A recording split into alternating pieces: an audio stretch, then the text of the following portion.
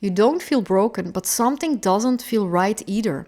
You function, you show up, you do whatever you're supposed to do, and yet there is this quiet weight underneath everything, a tension, a pattern, a feeling you can't quite explain.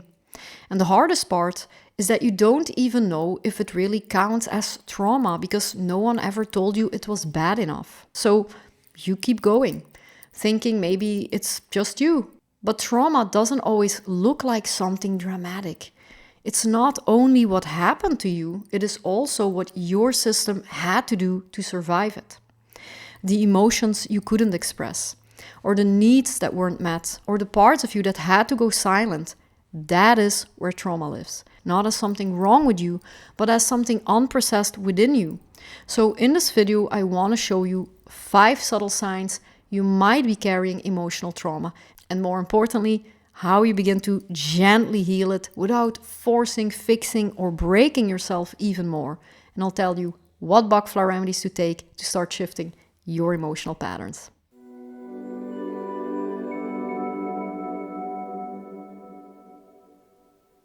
Hi, I'm Michelle. I'm a vibrational healer. I work with Bach flower remedies and help emotionally sensitive and very self-aware people heal their own inner patterns and emotions in a way that actually creates real lasting changes in the real world. And before we go into the science, just very, very briefly, if you've never heard about Bach flower remedies before, they are natural drops made from wildflowers and they work on the vibrational level, supporting your emotions, your thoughts, your energy, and they gently help shift emotional patterns that are often very difficult to change with willpower alone. They're very easy to take, they're very accessible, and honestly, they've completely changed my own life. So if you're new to this, I'll leave a video here somewhere for you where you can find more information if you want to explore them more deeply. But for now, let's go into the signs. Sign number 1, you overthink everything. So you replay conversations, sometimes hours later, sometimes even days later. What you said, what they meant, what you should have said instead. You go over tiny, mini details, a look, a tone, a pause. Did I say something wrong? Did they take it the wrong way? Or should I have explained myself better? And it doesn't stop there. You start preparing for the next interaction. You imagine scenarios. You think ahead. What could happen? What could go wrong? Or what do you need to say to avoid it? Now, from the outside, it just simply looks like overthinking. But inside, it feels like you're constantly trying to stay on top of something invisible. And maybe you recognize this. You send a message and then you reread it 3 times, or you do that before you send the message and after. You leave a conversation and instead of moving on, you stay in it in your mind. You really want to relax, but your mind just doesn't switch off. Even when nothing is happening, there is this underlying tension, like your system is always asking, am I safe here? This is not just a mental habit. This is your nervous system trying to protect you. At some point in your life, it just didn't feel safe to just be yourself. Maybe you were misunderstood, maybe you were judged, or maybe you had to adapt to keep connection, to keep peace. So your system learned something really very intelligent. If I stay aware, I stay safe. Or if I anticipate, I avoid pain. Or if I get it right, I won't be rejected. And that pattern stayed even now, even when the situation is no longer the same. So what you call overthinking might actually be hyper-awareness, a sensitivity that really turned into vigilance, because you had to become very perceptive to navigate something that felt very unsafe. And here's where most people go wrong. They try to just stop thinking. They try to control the mind, push it away, silence it, but that doesn't work because your mind is really not the problem. Your mind is trying to protect you. So instead of fighting it, we gently change the relationship. So what can you really do here? Step number 1, ask yourself a different question. The moment you notice yourself overthinking, pause and instead of asking, why am I like this, ask, what am I trying to stay safe from right now? And don't force an answer. So just let your system soften into the question, because often underneath the thinking, there is a feeling, a fear of being misunderstood. Maybe it's fear of rejection, fear of losing connection. Step number 2, a simple shift. You don't need a long practice, just a small interruption. Drop your attention out of your head just for a moment. Feel your body. Even just a little is enough. You're not trying to fix it. You're just reminding your system, I'm here and I'm okay. And step number 3, the emotional support with Bach flower remedies. So this is where Bach flower remedies can go very, very deep because they don't fight the mind, they work underneath it on the emotional pattern that keeps the loop going. So the first remedy I would recommend is white chestnut. So this is really for thoughts that keep looping. Not just thinking, but circular thinking. The same thoughts over and over again. White chestnut helps create space. Not by shutting your mind suddenly down, but by softening the grip of those repetitive loops. Aspen. Aspen is for that underlying unease. When you don't even know exactly what you're afraid of, but something feels off, a subtle tension, a background anxiety. Aspen helps bring a sense of inner safety even when there's no clear reason for the fear. And mimulus. So this is when the fear does have a name. It's very clear to you. Fear of being judged, fear of saying the wrong thing, fear of how others perceive you, fear of lack of financial resources, whatever it is. Mimulus gently builds courage, not in a loud way, but in a quiet and grounded way. And so when you combine this awareness with gentle presence in the body and emotional support through the remedies, something starts to shift, not overnight, but gradually. The thoughts become less intense, less urgent, and for the first time you might feel, I don't have to figure everything out, or I can just be here. Overthinking itself is not your enemy. It's a part of you that learned to stay alert because at some point it had to, and now you can begin to show it that it doesn't have to work so hard anymore. Sign number 2, you struggle to set boundaries. You say yes when something inside you clearly says no. You agree to things you didn't really want to. You adjust, you accommodate, you make it work, and you tell yourself, well, it's not really a big deal, or I don't really want to be difficult, or it's easier this way. And on the surface, it really looks like kindness and flexibility, looks like being easy to be around. But then later, you feel it. That subtle tension, that quiet frustration, sometimes even resentment. And not necessarily towards the other person, but towards yourself. Why did I say this again? Why did I say yes again? Why didn't I just say what I actually felt? And maybe you recognize this too. You even rehearse saying no. But then when the moment comes, you soften it, you explain it, you almost apologize for it, or you don't say it at all. This is not a communication issue. It is not because you don't know how to set boundaries. This is because somewhere in your system, it just simply doesn't feel safe to do so. Because at some point in your life, being fully yourself, having needs, preferences, or limits came with a cost. Maybe it led to conflict, maybe to rejection, maybe to disconnection. So your system simply adapted very, very intelligently. Stay agreeable, don't create tension, keep the connection at any cost. And that pattern simply stayed. So what you call people pleasing is actually in a way connection protection.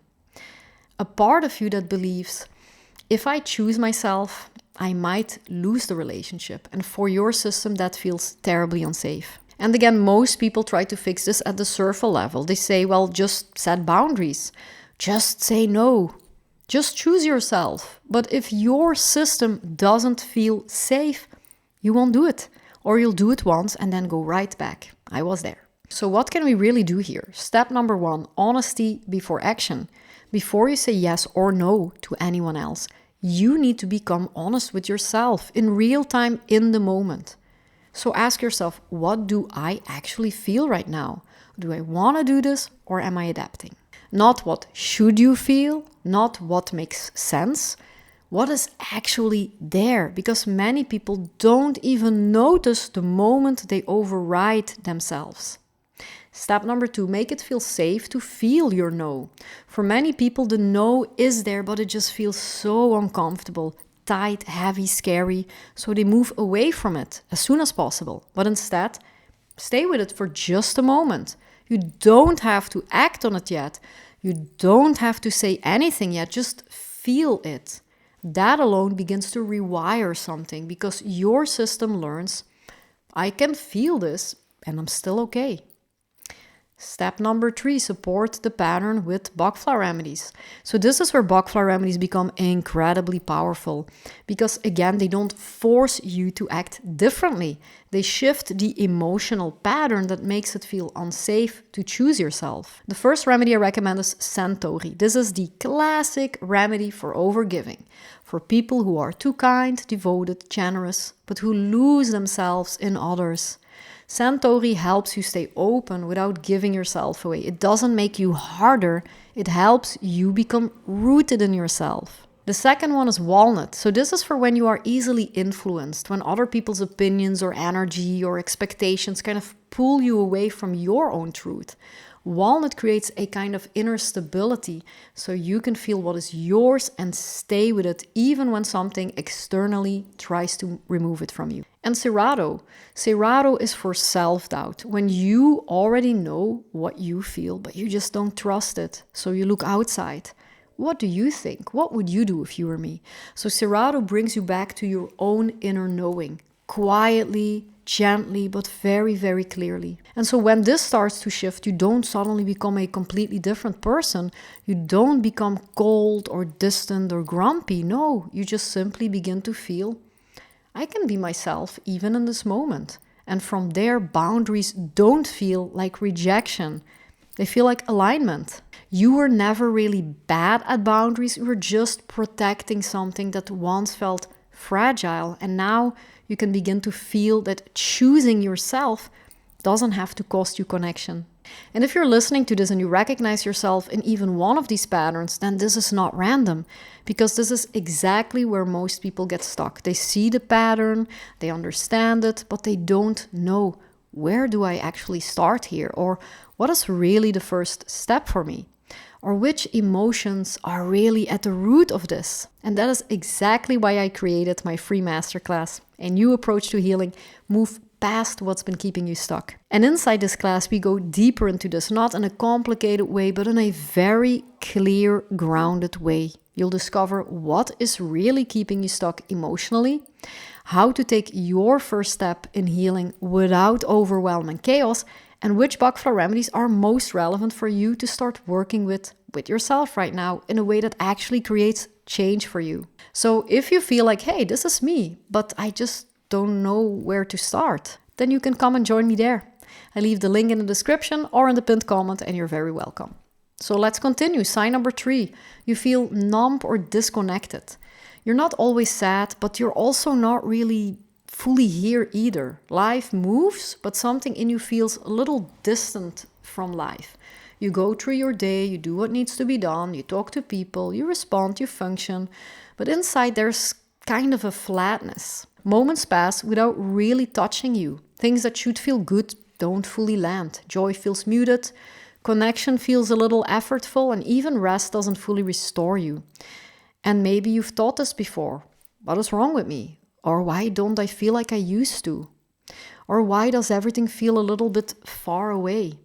Sometimes it's really subtle, sometimes it's very loud, but there's this quiet sense of I'm here, but not completely. This is not emptiness, this is not lack of depth, this is protection again. At some point, feeling fully was too much, too intense, too overwhelming, too painful, so your system did something very intelligent. It didn't shut you down completely, it simply turned the volume down. Less intensity, less vulnerability, less exposure to what could hurt. And that created distance, not because you don't feel, but because a part of you learned it's just safer this way. So this numbness, this disconnection is not something missing, it's something that stepped back. A part of you that said, let's not go all in. And again, this is not something you fix by forcing yourself to feel more, because forcing creates resistance and your system will close even more. So healing here is not about intensity, it's really about gentle reconnection. So what can you really do? Step number 1, notice without pushing. So instead of trying to feel something, just notice what is already there, even if it's very little. A sensation, a subtle emotion, a small moment of presence. You're not trying to deepen it, you're just allowing it. Step number 2, allow safety before depth. So your system doesn't need more intensity, it needs more safety. So instead of asking, why can't I feel more, shift to, what would help me feel safe enough to feel a little? Because that changes everything. And step number 3, support with the remedies. So this again is where Bach flower remedies can work so very deeply, because they gently open what has been held back without you being overwhelmed by it. The first remedy I would recommend is Star of Bethlehem. This is for deep emotional shock, not only big visible trauma, but also the smaller moments that were never really fully processed. It helps soften what has been frozen, gently and at your pace. The second remedy here is mustard. So this is for heaviness that seems to come out of nowhere. A cloud that moves in without any clear reason. A kind of emotional darkness that feels disconnected from your life.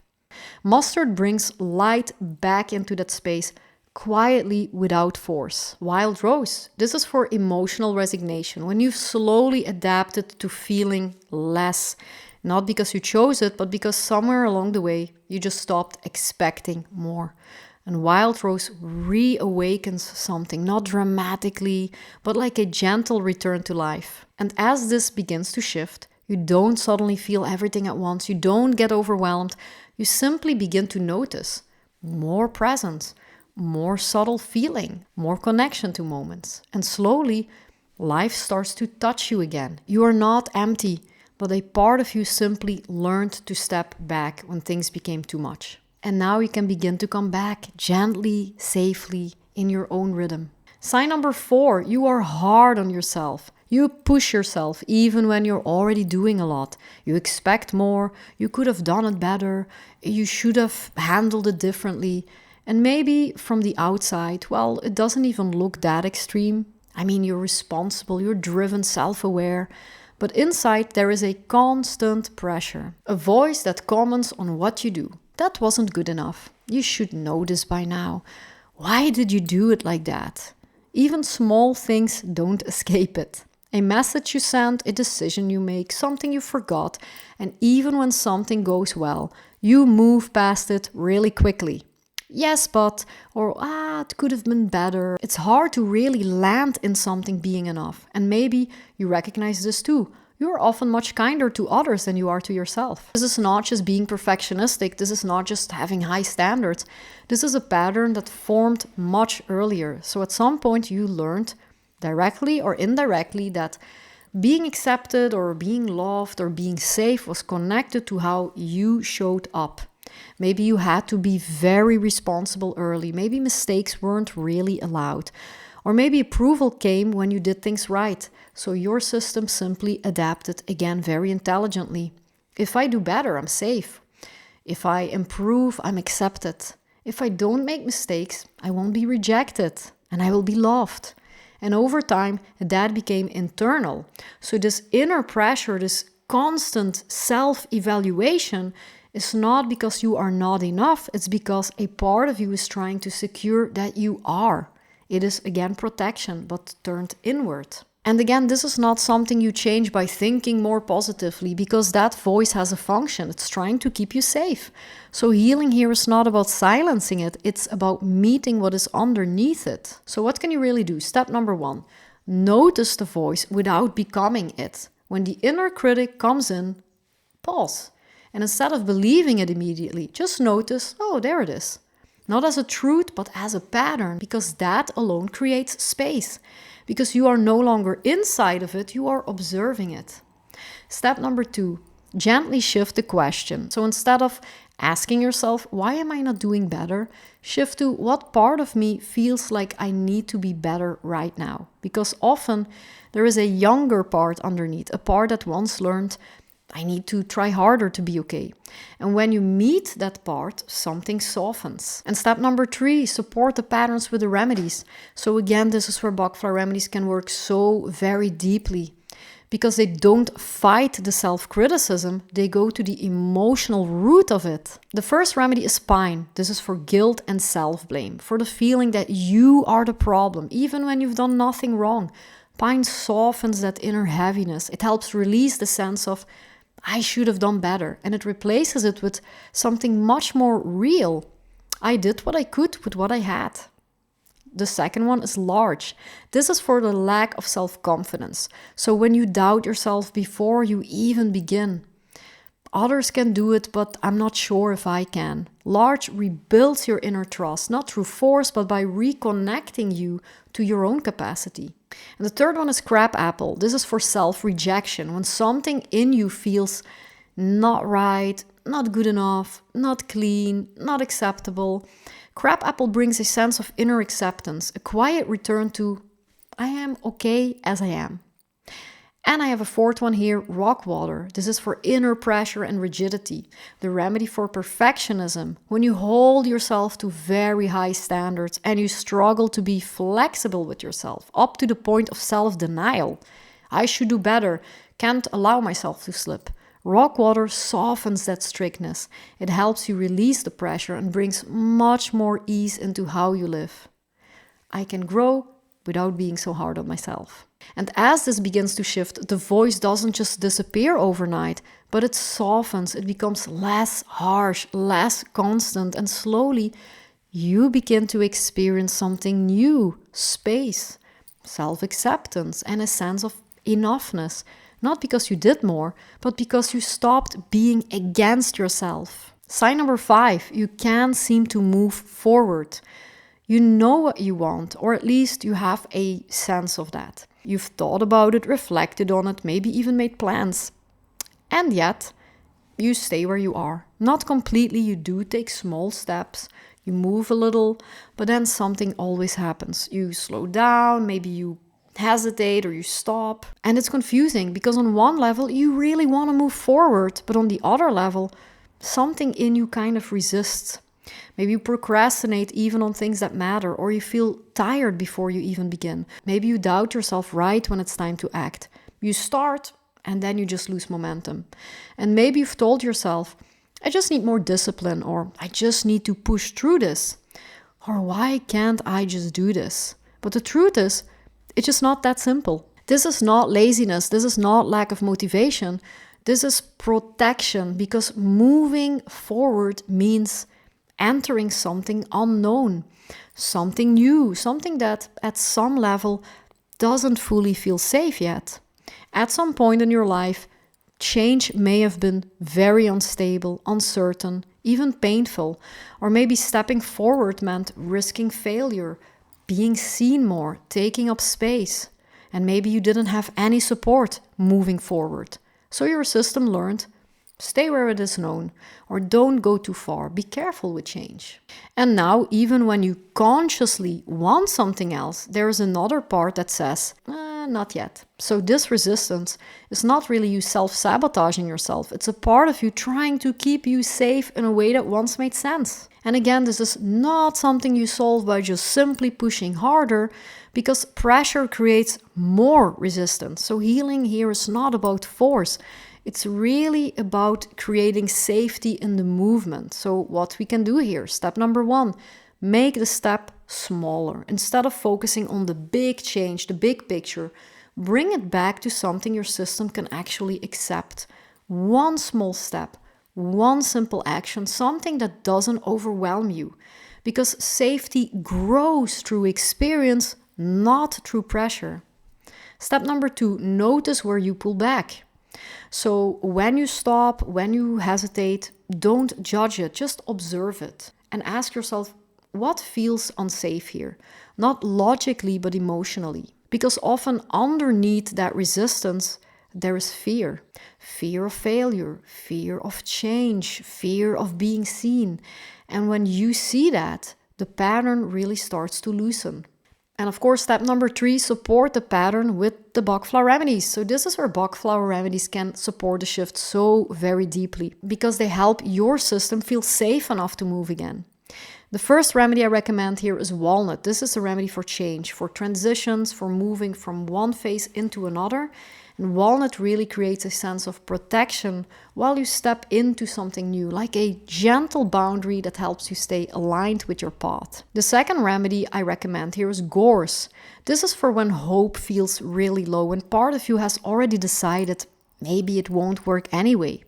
Gorse brings back a sense of quiet possibility, not exaggerated hope, but just enough light to try again. And the last one I recommend here is hornbeam. So this is for that feeling of, I just don't have the energy for this. Not physical exhaustion, but mental and emotional heaviness, especially before starting something. Hornbeam helps restore a sense of readiness, a feeling of I can begin. And when this begins to shift, you don't suddenly leap forward, you don't force big changes, you simply begin to move a little more easily, a little more steadily, with less inner resistance. And over time, that really becomes momentum. You were never stuck because you couldn't move forward. You were holding back because a part of you just didn't feel safe to. So if you look at all of this, overthinking, people-pleasing, disconnection, self-criticism, and feeling stuck, these are not random problems. They are patterns.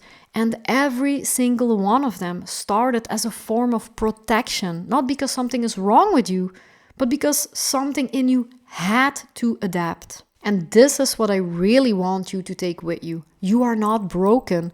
You are responding exactly as someone who has felt, adapted, and learned to survive in the best way possible. But what once protected you can now be gently released. Not by force, not by pushing yourself, but by understanding and working with what is actually there. And this is where Bach flower remedies can be incredibly powerful because they don't fight you, they don't force change, they support the emotional patterns underneath so that change becomes something that happens with you, not against you.